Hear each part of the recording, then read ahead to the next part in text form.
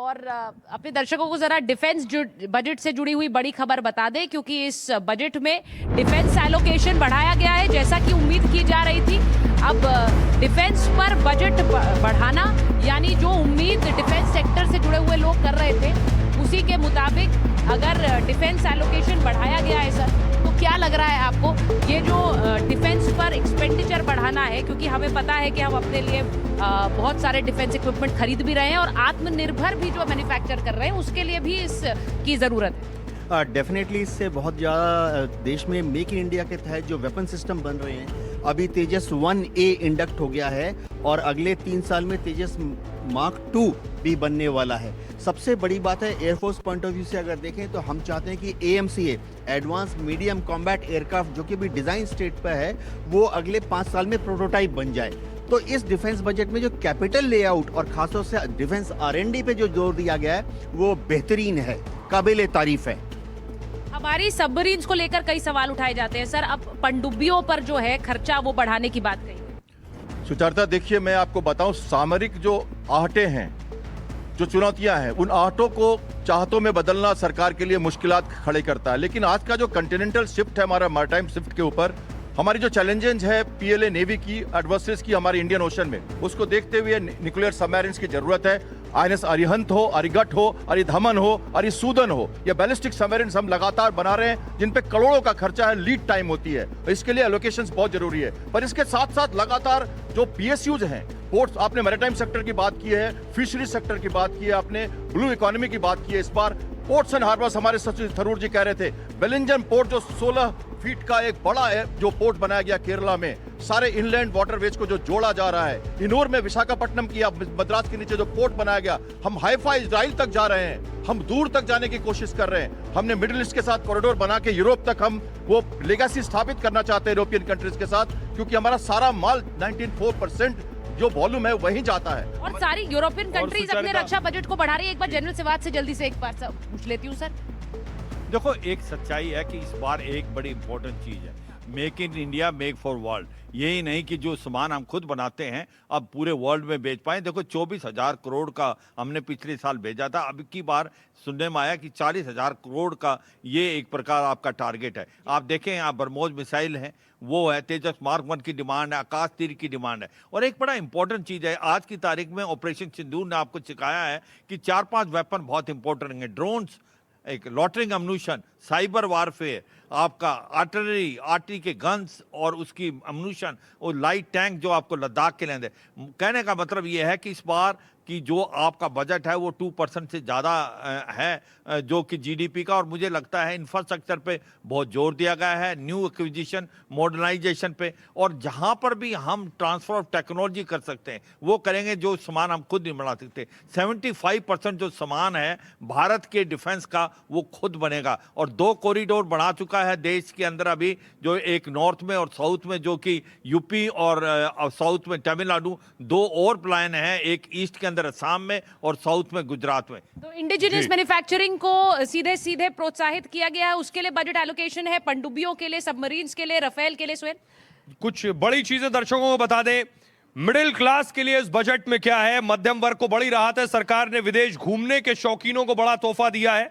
अब विदेश यात्रा के पैकेज पर लगने वाला टैक्स बहुत कम कर दिया गया है। साथ ही अगर आप अपनी गाड़ी का एक्सीडेंट क्लेम पाते हैं तो उस पर ब्याज पर कोई इनकम टैक्स नहीं देना होगा। साथ ही युवाओं के लिए रोजगार का गेटवे, सरकार 5 बड़े यूनिवर्सिटी टाउन बनाएगी जहां पढ़ाई के साथ साथ बड़े उद्योगों में काम सीखने का मौका मिलेगा, और हर जिले में कामकाजी महिलाओं और छात्राओं के लिए सरकारी हॉस्टल बनाने का भी ऐलान है। और एक और बड़ी चीज, अगर आप मोबाइल और इलेक्ट्रॉनिक चीजें खरीदने वाले हैं, अगर आप नया माइक्रोवेव ओवन या फिर मोबाइल खरीदने की सोच रहे हैं तो आने वाले समय में इनके दाम कम हो सकते हैं, क्योंकि उनके पुर्जों पर लगने वाला आयात शुल्क घटाया गया है। ये कुछ बड़ी चीजें हैं। सेहत पर भी फोकस है, बीमारियों से लड़ना अब सस्ता थोड़ा कर दिया है। 17 जरूरी दवाओं पर टैक्स हटाया गया है। इनके अलावा आयुर्वेद को बढ़ावा देने के लिए देश में 3 नए भारतीय आयुर्वेद संस्थान बनाने की घोषणा है। इसी के साथ साथ रेल और सफर की नई रफ्तार कैसे बढ़ाई जाएगी, दिल्ली, वाराणसी, मुंबई, पुणे जैसे 7 रूट्स पर हाई स्पीड रेल कॉरिडोर बनाने की तैयारी की गई है। तो ये भी एक घोषणा है। और इसी के साथ साथ किसानों के लिए भारत विस्तार, खेती किसानी का हाईटेक बनाने के लिए भारत विस्तार नाम का एक ऐप या डिजिटल टूल बनाया गया है। ये बार बार कहा जाता है कि किसानों को टेक्निक से जोड़ा जाए। सोहेल, किसानों को टेक्निक से जोड़ा जाए, सर आप क्या कह रहे हैं? जी जी बिल्कुल, किसानों को टेक्निक से जोड़ा जाना चाहिए, क्योंकि आजकल जो है एआई के माध्यम से उनको काफ़ी हेल्प मिल सकता है और सरकार इस पे काम कर सकती है। देखिए, बजट के परिप्रेक्ष्य में एक लाइन बहुत जो है फेमस है कि इसमें ये है कि आप कैसा सोच, जैसे आपकी दृष्टि होगी ना वैसे आपको सृष्टि दिखेगी। तो सारी दुविधा प्रतिशत पर है, सच कितना बोला जाए। अब देखिए, अभी दुविधा क्या है, हम जीडीपी से कंपेयर कर रहे हैं। अभी डिफेंस की बात हो रही थी, देखो लास्ट ईयर 6.8 लाख करोड़ का था, अभी जो है 7.85 लाख करोड़ का किया गया है। तो सीधे सीधे 20% की वृद्धि की गई है। अगर आप उसको जीडीपी से देखोगे तो आपको कम दिखेगा। तो जाहिर सी बात है, हमें जो देखना चाहिए परिपूर्णता में बजट को। और मैं एक दो चीज बोलना चाहूँगा। देखिए, अगर आप जीडीपी जो है उसको बहुत इंपॉर्टेंट है, लेकिन जीडीपी और आप डेट रेशियो देखो तो उसको 55.6 पे किया गया है। और सबसे इंपॉर्टेंट जो फिजिकल डिफिसिट है वो 4.3 से तक किया गया है कि इसका हमारा लक्ष्य है। अब बोला जा रहा था कि ऐसा पॉसिबल नहीं है। देखिए, अगर आप लक्ष्य बनाओगे तब उसको आप अचीव कर सकते हो। तो आप पहले तो लक्ष्य तो बनाओ, और अगर 4.3% का अगर डेफिसिट का लक्ष्य रखा गया है, फिजिकल डेफिसिट का, तो मैं मानता हूँ बहुत अच्छा है। और जब बजट में देखिए, हर किसी के उम्मीदों पे आप पूरा नहीं उतर सकते हैं, कहीं पे आपको कट करना पड़ेगा, कहीं पे आपको बढ़ाना पड़ेगा, क्योंकि बजट जो है ना एक बैलेंस का खेल होता है। तो बजट में जितना किया जा सकता था मेरे ख्याल सरकार ने किया है, और विकसित भारत बनाने के लिए मैं मानता हूँ कि ये पहला कदम है। जैसे आप बता रहे हैं कि घर का बजट है, जो बात आप कह रहे हैं कि जहां जरूरत ज्यादा है उस बार वहां ज्यादा लगाए और दूसरी जगह आप जो है अपना हाथ दबाएं, बचाएं। तो हम लोग की तरफ से कोई चुनाव का प्रत्याशा नहीं था, क्योंकि इनको पता है बंगाल में खर्चा भी करेंगे तो हारेंगे। तो from their perspective, if you see, they have preferred not to spend any money on Bengal because they know they are going to lose the state lock stock and barrel to Trinamool. বাংলাকে বারবার করে বঞ্চনা করার কথা বলেন আপনারা, এবং এবারেও দেখা গেল বাংলার জন্য কিছু নেই, বাংলার জন্য বেসিক্যালি কিছু নেই। 85 মিনিটের বাজেট স্পিচে আপনি দেখবেন একটা নিম্যান্স ইনস্টিটিউট করার কথা বলা হয়েছে, সেটা একটা এক্সট্রা ইনস্টিটিউট করার কথা বলা হয়েছে।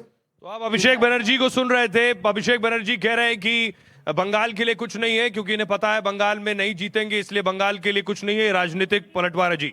बट एक्चुअली अगर हम सारे इंफ्रास्ट्रक्चर अनाउंसमेंट्स देखें आज जो हुए हैं, सबसे पहले जो डेडिकेटेड फ्रेट कॉरिडोर की लाइन अनाउंस करी गई है वो दांकुनी में बिगिन करेगी, विच इज़ इन बंगाल। दांकुनी से सूरत जाएगी। ईस्ट वेस्ट डेडिकेटेड कॉरिडोर हमारे लॉजिस्टिक्स के लिए बहुत क्रिटिकल है।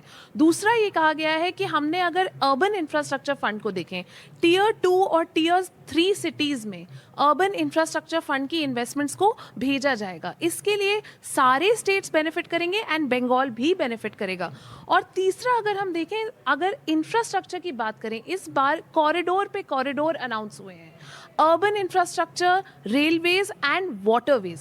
वाटरवेज हमारे ईस्टर्न रीजन के लिए, मैं वाटरवेज पे बहुत काम करती हूँ, और वाटरवेज पे हमारे जो ईस्टर्न रीजन का गुड्स भी चलते हैं और कोल भी चलता है, सीमेंट भी चलता है। जो मेन हमारी इंडस्ट्री की बैकबोन है वो है वाटरवेज। सो इस पूरे बजट में अगर हम देखें तो इंफ्रास्ट्रक्चर पे जो पुश है उससे डेफिनेटली ईस्टर्न इंडिया पे बहुत बेनिफिट आएगा। देखिए, ये जो अभिषेक बैनर्जी अभी कह रहे थे, बंगाल के लिए ज़्यादा घोषणाएं नहीं की हैं क्योंकि वो हार जाएंगे और इसीलिए उनको लगा कि वहाँ पर खर्चा नहीं करना है। बहरहाल, ये पॉलिटिकल जो बयानबाजी है वो तो चलेगी, लेकिन युवाओं के बयान क्या है? ये बजट आ गया है, आप कुछ गाने के माध्यम से पहले बताना चाहेंगे हमारे दर्शकों को? ये गुनगुना कर बता दें इन्हें बजट कैसा लगा।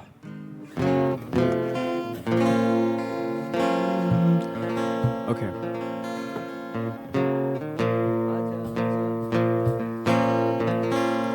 आजा आजा दिल निचोड़े, रात की मटकी तोड़े, कोई गुड लक निकाले, आज गुल्लक को फोड़े। आजा आजा दिल निचोड़े। totally full of sound and fury. Totally it's a directionless, visionless, missionless, actionless. Economy is derailed, anti-women, anti-poor, anti-farmers, anti-women, anti-youth, anti-communers, anti-SC, anti-ST, anti-OBC.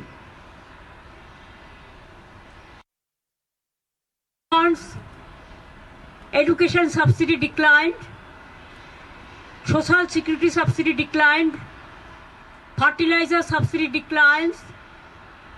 It is totally garbage of lies and incompetence, Himalayan incompetence. Totally economy is derailed. Now, you will see within this time, the market falls sharply. Sensex down above over 1,100 points. Nifty 50 has been below 25,000. So you can realize there is a proverb in Bengali, chorer mayer boro gala, ইংরেজিতে বলে চোর কি মাই জোরসে বলে, mother of thieves are soundless, mother of thieves are soundless.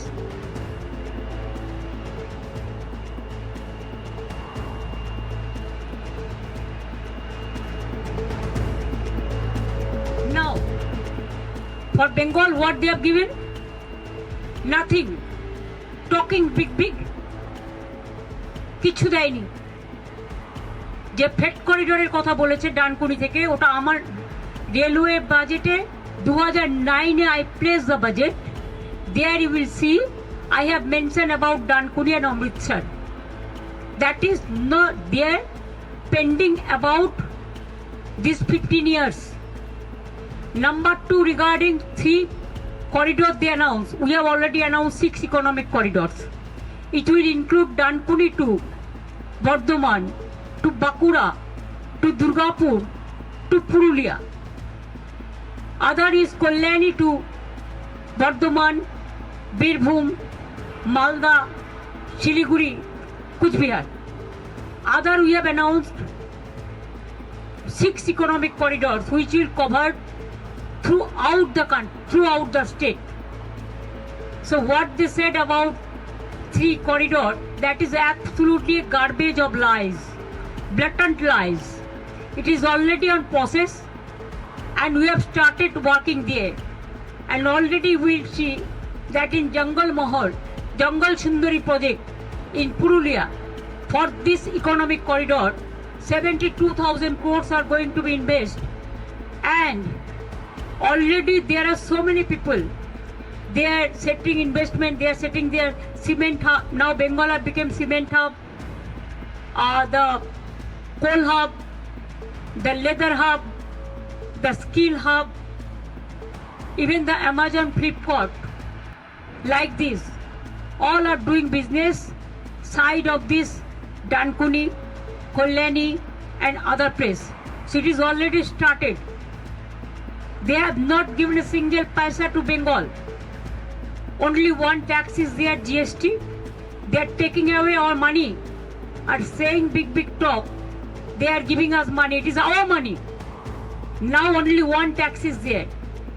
What they are collecting from Bengal, they are not giving our food funds. We will get about more than 2 lakh crores from the central government. So they don't have any moral authority to run the government and to finish the country like this. They want to destroy the economic structure of the country, the constitutional structure of this country, the independent agency, including the infrastructural facilities, the economy, the social sector, the economic sector, the federal sector, all is been vanished.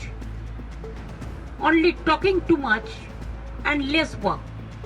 What they do, only they use some jugglery of words which cannot affect. You have to give the advantage to the people, which common people can enjoy the facilities. সাধারণ মানুষের জন্য কিছু করেনি, তপশিলীদের জন্য কিছু নেই, আদিবাসীদের জন্য কিছু নেই, ममता बनर्जी कह रही हैं कि ये बजट सिर्फ एंटी है, एंटी पुअर है, एंटी फार्मर्स है, एंटी जॉब्स है, एंटी वुमेन है, सब एंटी है। तो इतनी सारी महिलाएं बैठी हैं, एंटी वुमेन है ये? Not at all. I think womens के लिए तो बहुत कुछ आज आया है बजट में, and it is a very good news for women. जो कुछ करना चाहती थी आई थिंक फैमिली में और अपनी एंटरप्रेन्योरशिप में, इट्स अ गुड थिंग जो आज हुआ है I think. Anti women? Not at all, women ने ही इसको मैनेज किया, उसने ही बनाया है और महिलाओं को बिल्कुल ऊपर किया है। खाली समर्थ नहीं बल्कि उसको नेतृत्व करने वाली बनाया है। पता नहीं ममता जी क्या बोल रही हैं, I don't know. Anti poor है, आपके खिलाफ है ये बजट? मेरे तो खिलाफ नहीं है बिल्कुल भी। ये ममता बनर्जी जो बोली है वो गलत बोली है, क्या से क्या बोल देती है, उनको पता ही नहीं लगती, एंटी एंटी एंटी करती चली जाती हैं ये। चलिए ये तो बताइए, एंटी वुमेन है? सो आई थिंक इस बारी जो नई स्कीम अनाउंस की गई है, girls hostel in every district, इससे ज़्यादा एम्पावरिंग स्कीम कोई हो ही नहीं सकती, क्योंकि जो भी महिला जॉब ढूंढ रही हैं उनको घर नहीं मिलते हैं और इस स्कीम की वजह से उनको अफोर्डेबल हाउसिंग मिल सकती है। जी, स्वाति से भी सवाल ले लें। जो ममता बनर्जी कह रही हैं कि महिला विरोधी बजट है, बिल्कुल भी कहीं से भी नहीं है, क्योंकि देखिए ज़्यादातर सेल्फ हेल्प ग्रुप्स की बात करी गई है, वुमेन एंटरप्रेन्योर्स को और ज़्यादा ताकत देने की बात करी गई है।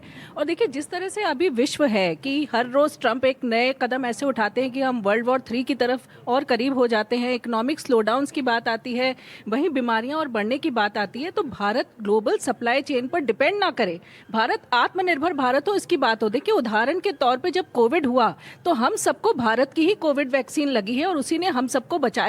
अगर हम बाहर की वैक्सीन पर निर्भर रहते तो शायद और 2-3 साल तक वैक्सीन हम सबको नहीं लग पाती।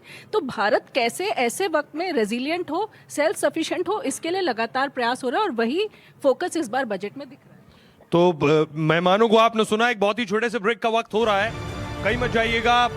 सबसे बड़ी खबरें चंडी टीवी पर लगातार जारी है।